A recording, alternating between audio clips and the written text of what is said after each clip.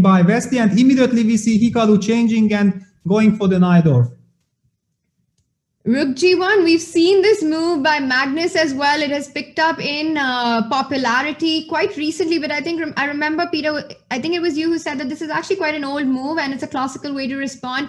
White wants to get G4, G5 in. Yeah, I remember because it was like Ivanchuk used it against Kasparov maybe in 2002 Linares, something like this. I mean, in some old Linares, so I know the move Rook G1.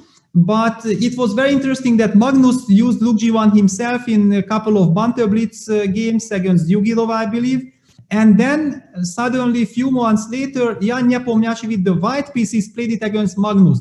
And then I thought like, wow, if someone like Jan is ready to use it against Magnus himself, that shows that the move really has potential, because it's not like a big surprise for Magnus, and he was posing problems. It was very interesting.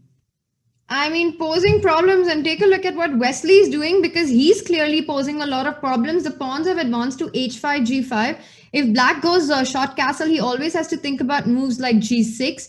Those pawns advanced very quickly, Peter, and the clock situation is still under control. So he wants to go bishop e3, knight a5, eyeing the c4 square in case, and he's gone g6. He doesn't even wait for black to go castle. Yeah, I'm not sure. You know, this last two moves, bishop e3 and g6, the point was that with rook g1, that's exactly what you want to achieve, to go g4, g5 without wasting time for f3.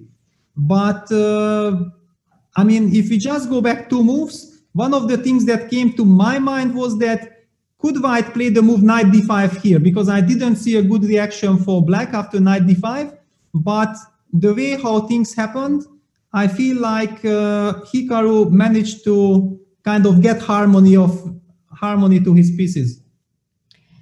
And Peter, there's a suggestion that chat wants to see a match of you and me teaming up against Jan and Rustam for a hand and brain encounter. What do you think about that?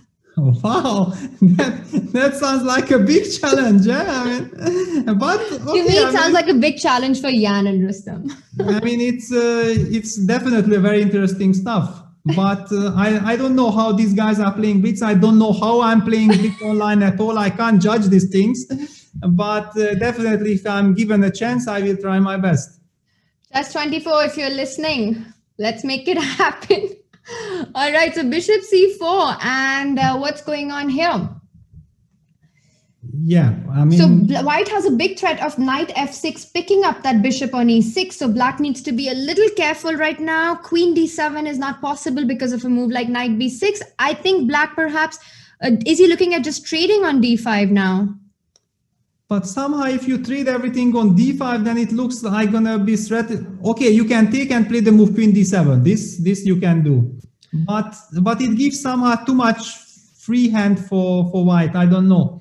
And even there are some tricks that if you castle next move, I will have something like queen g4 using all kinds of pins. Okay, you will still have the move rook f6, just to show the highlights. I mean, that there are a lot of dangers, and we have this in the board.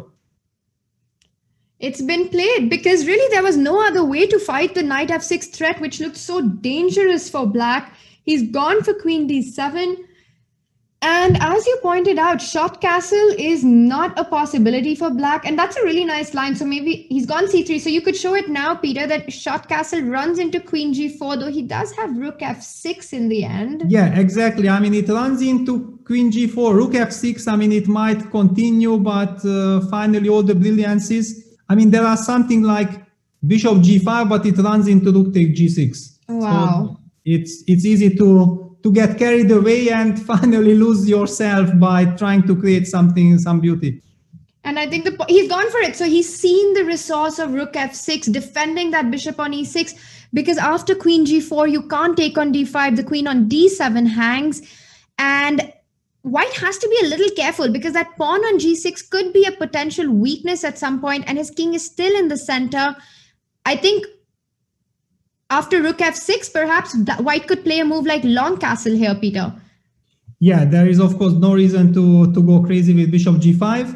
Something like long castle, because it's also not entirely obvious for black how to untangle. On the other hand, maybe black can simply say that, you know what, the position is blocked. Yeah, long castle on the board. And maybe I just gonna play rook e8, bishop f8. I don't know. I'm not just mentioning some moves that stabilize the e6 bishop. Or maybe black can also simply maybe try to protect the queen on d7. It's something like rook d8, and then yeah, rook d8 happened. So all of it on the board, and now of course bishop d5 could be a threat. I'm wondering, he's gone queen h5, he moves away simply. Black might have to be careful with an idea like bishop h6 at some point. So that's always in the air. Yeah, bishop h6 in the air, and after bishop f8 there is bishop g5 tactics. That's beautiful. That's beautiful. And hg5 is mate on h7, otherwise you win material. That's a really pretty move. Yeah, this already shows that why Hikaru has to spend time. I mean, definitely he would like to play faster, because we have seen that in the first two games, somehow Wesley was always up on the clock, not something Hikaru wants to get used to. And look at this, Hikaru just ignores. He says, you know what, if you want to take on h6, you want to gamble, then do it. I'm not afraid of it. And Wesley goes for bishop h6. Oh my god, it's happened. So bishop h6, this is the kind of chess we live for. Queen h7 was a threat. The only way to defend it was to move back with the bishop, the only square on d8. g7 still not possible because the queen on h6 hangs. How is white going to continue this attack? What about rook h1 that runs into queen g7? Yeah, it runs into queen g7. I don't really understand Wesley. I mean, he still has 2 minutes 20 on his clock, and he kind of automatically hit on h6 without even spending a second. I mean, I understand that strategy in the bullet, but in the 5-minute section with 2.5 minutes on the clock, it would be more logical that you first think and then sacrifice. And now he goes in a think tank. Hard to imagine that he missed bishop